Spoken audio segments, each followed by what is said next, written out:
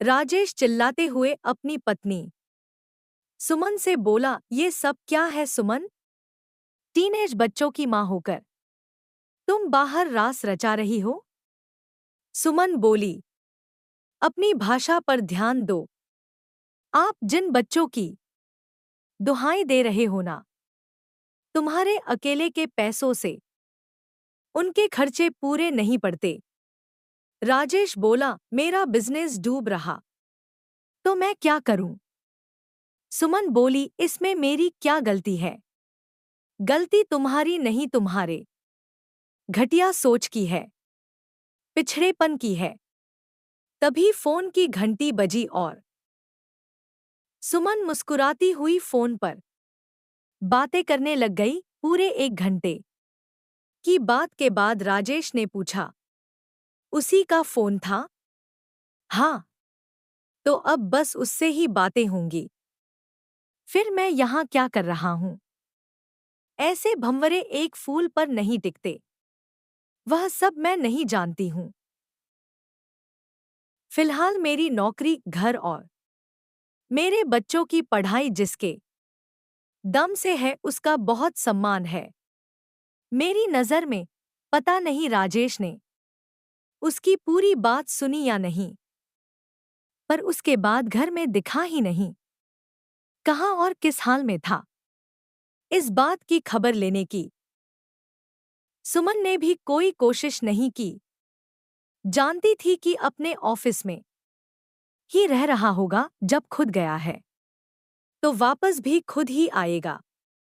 इस बात के महीनों निकल गए, पर वह नहीं आया। पत्नी की बेवफाई से ज्यादा अपने व्यापार को संभालने में लगा था।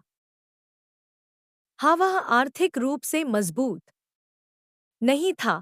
भविष्य की अनिश्चितताओं में घिरा न तो अच्छा पति बन सका था और न ही अच्छा पिता। ऐसे में सुमन की नौकरी से ही काम चल रहा था। घर व बच्चों की जरूरतों की खातिर उसने जो ठीक समझा किया। खूब जानती थी कि इतनी जल्दी प्रमोशन उसके काम को नहीं, बल्कि चाम को देख कर दी गई है। पहले पहल हंसहंस कर बातें क्या करती थी, पर अब आजादी से बाहर घूमने जाने लगी। घर में कोई रोक टोक करने वाला जो नहीं था। यह कहानी 3 सखियों की है जो न केवल कॉलेज में साथ थी, बल्कि साथ ही साथ प्रतियोगी परीक्षाओं की कोचिंग भी ली थी।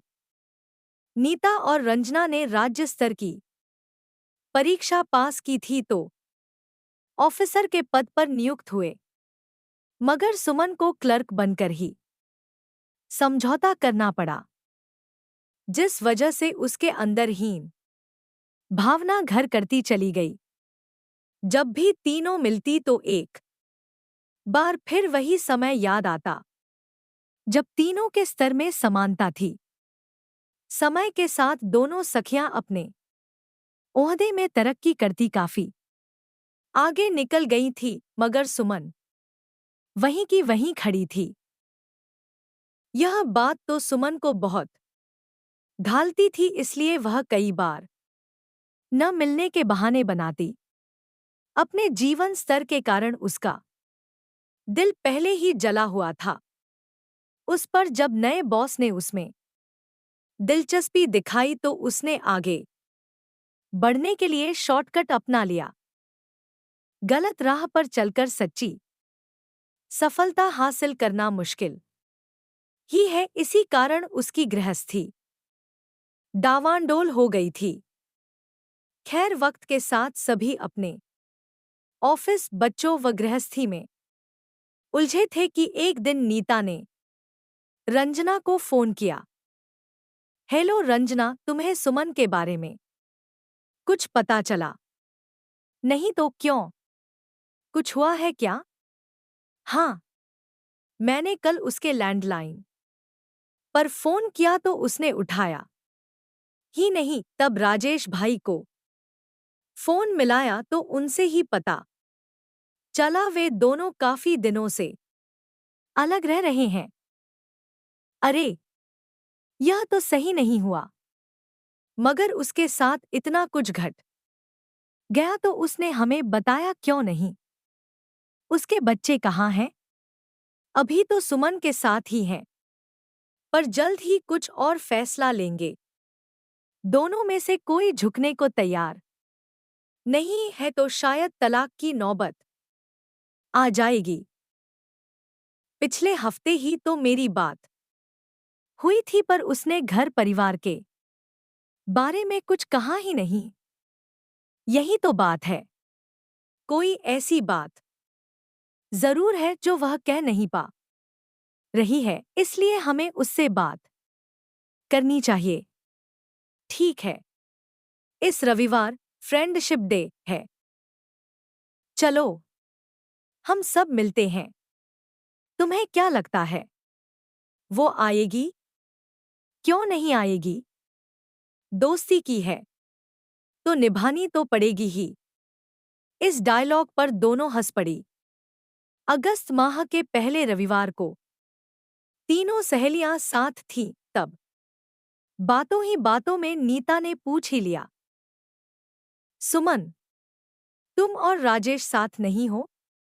नहीं, उसने ऐसे कहा जैसे यह कोई बड़ी बात नहीं हो। मगर क्यों? रंजना ने पूछा। कुछ नहीं, मामूली सी बहस हुई और वह घर छोड़कर चला गया।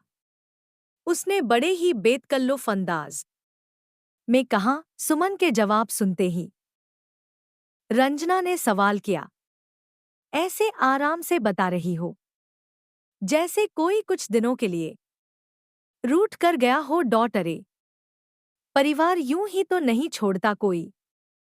कोई तो मसला होगा। आखिर ऐसी क्या बात हो गई जो तुमने अलग रहने का निर्णय लिया? अब तुम लोग इतना ही जोर दे रही हो तो सुनो, मुझे अपने ब्रांच मैनेजर शशिकांत से प्यार हो गया है। प्यार हो गया है, वह भी इस उम्र में जब बच्चों के बारे में सोचने का वक्त है। राजेश के प्यार में क्या कमी है? तुम्हारे बच्चों की क्या गलती है? गलती किसी की नहीं। मेरे बच्चे मेरे साथ ही हैं, मगर मैं मन से शशिकांत की हो चुकी हूं। वह जिस तरह बात करते हैं, मेरा जितना ज्यादा ध्यान रखते हैं, यह सब मेरे लिए बिल्कुल नया है। सच तो यह है कि राजेश और मैं एक ही छत के नीचे दो अजनबियों की तरह जी रहे थे। शशिकांत से मिलकर ऐसा लगता है मैं भी महत्वपूर्ण हूं उनके कारण, जैसे मैं पूरी हो गई हूं। उसके चेहरे पर मुस्कान थी, जैसे कोई नया मुकाम हासिल कर लिया हो। अच्छा, उम्र क्या है शशिकांत की? इस बार नीता ने दृढ़ स्वर में पूछा। यही कोई 56 साल का है। उसकी पत्नी गांव में रहती है। दोनों की बिल्कुल नहीं बनती। पिछले 20 सालों से उनके बीच कोई संबंध भी नहीं है। एक लड़का है जो अमेरिकन से शादी कर वहीं बस गया है। अच्छा, इसका मतलब यह है कि वह अपनी सभी जिम्मेदारियां निभाकर खाली बैठा है। उम्र के इस पड़ाव पर अक्सर लोग भटक जाते हैं, प्यार भरी बातें कर अपने से 14 वर्ष छोटी उम्र की महिला को जाल में फंसाया और तू उसे समझ तक नहीं पाई। रंजना के स्वर में दुख था। नीता के भी लगभग वही ख्याल थे। उससे भी न रहा गया तो उसने भी खरी-खरी सुना ही दिया। शशिकांत तुम्हारा नहीं अपना मन बहला रहा है। उसके बीवी बच्चे अपनी जगह पर सेटल है। तुम अपने किशोर बच्चों व युवा पति को मंझधार में छोड़कर सच्चा प्रेम ढूंढ रही हो। आपस की अनबन थी तो राजेश से बात करती, एक दूसरे को समझाने की कोशिश कर सकती थी, पर तुमने तो आंखों पर पट्टी बांध लिया। एक बार ठंडे मन से सोचा होता तुम अपना परिवार को अपने हाथों बर्बाद कर रही हो। सुमन बोली, ऐसा नहीं है, पर तुम लोग नहीं समझोगे। उन्होंने मेरा प्रमोशन कराया, अब मैं ऑफिसर श्रेणी में आ गई हूं और हम दोनों एक साथ बहुत खुश हैं। सबसे बड़ी बात है कि किसी जोड़े के बीच कोई तीसरा तभी आता है जब दोनों के बीच रिक्तता यानी गुंजाइश हो। ऊपर ऊपर सब ठीक ही दिखता है, मगर अंदर कहीं एक टीस सी उठती है कि काश कोई ऐसा हो जिसकी प्राथमिकता सिर्फ मैं ही रहूं। हाँ, शशिकांत की प्राथमिकता मैं हूं और इस बात से मैं बहुत खुश भी हूं। कहकर वह निकल गई और उसके बाद किसी से कोई सरोकार नहीं रखा। तीनों की दोस्ती संक्षिप्त हो गई, अब 3 से 2 हो गए। समय समय पर रंजना और नीता मिलते और उसके लिए दुखी भी होते, पर कर क्या सकते थे। इधर इन बातों के 2 वर्ष निकल गए। तब एक दिन रंजना के पास सुमन की बेटी का फोन आया तो दोनों उससे मिलने घर पहुंची। घर का माहौल कुछ अजीब सा था। चचल व फैशनेबल दोस्त 42 की उम्र में एक उम्रदराज महिला के समान अनमनस्क उचाट मन लिए बैठी थी। राजेश जी ने बताया कि उसका बास शशिकांत रिटायरमेंट के बाद शहर छोड़कर गांव चला गया तो सुमन ने भी नौकरी पर जाना छोड़ दिया। पिछले कुछ दिनों से न खाती है न पीती है, सोने जागने का भी होश नहीं रहता। डॉक्टर गंभीर डिप्रेशन बता रहे हैं। आप लोग का नाम ले रही थी, इसलिए बेटी से फोन कराकर बुलाया। उसे देखकर आंखें भर आईं। फ्रेंडशिप डे के बिछड़े दोस्त महीनों बाद मिले थे।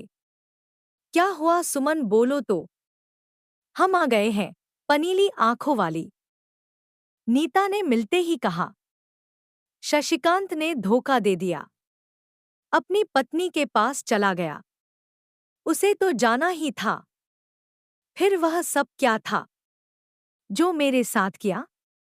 कुछ नहीं था। इस हाथ दे उस हाथ ले वाला हिसाब कुछ तुम्हारे काम आए और कुछ पाने की चाहत रखी। रंजना ने कहा, मैं पोजीशन पाकर भटक गई थी।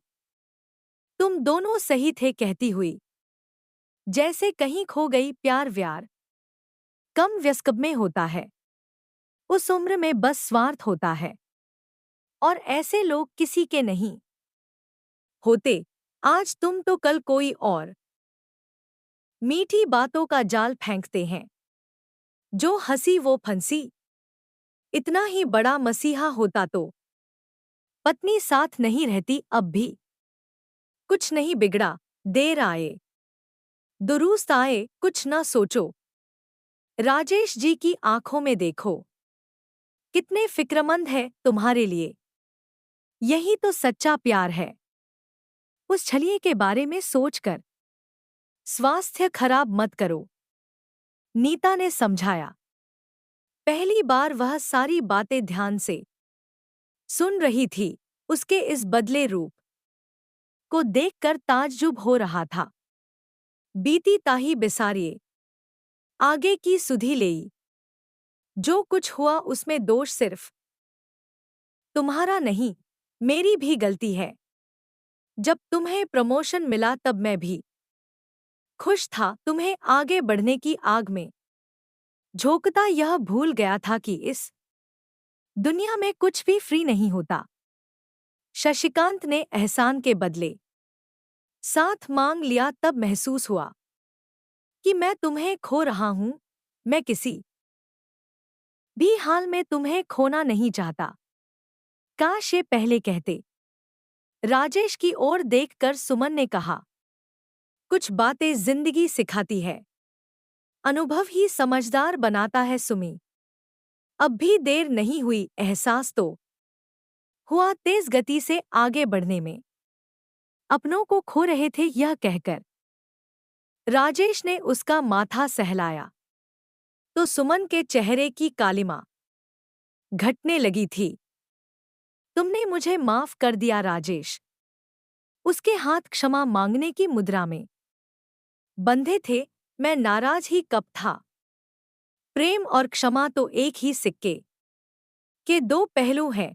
मुझे तो बस इतना कहना है कि तुम मेरी अर्धांगिनी हो, मेरी जिम्मेदारी हो। अब मैं तुम्हें कभी अकेला नहीं छोड़कर नहीं जाऊंगा। दिल से एक बोझ उतर गया। उसके चेहरे का तनाव कुछ कम हुआ तो धीरे से बुदबुदाई। सुमन ने स्वास्थ्य के आधार पर अपना तबादला घर के नजदीक के ब्रांच में करा लिया।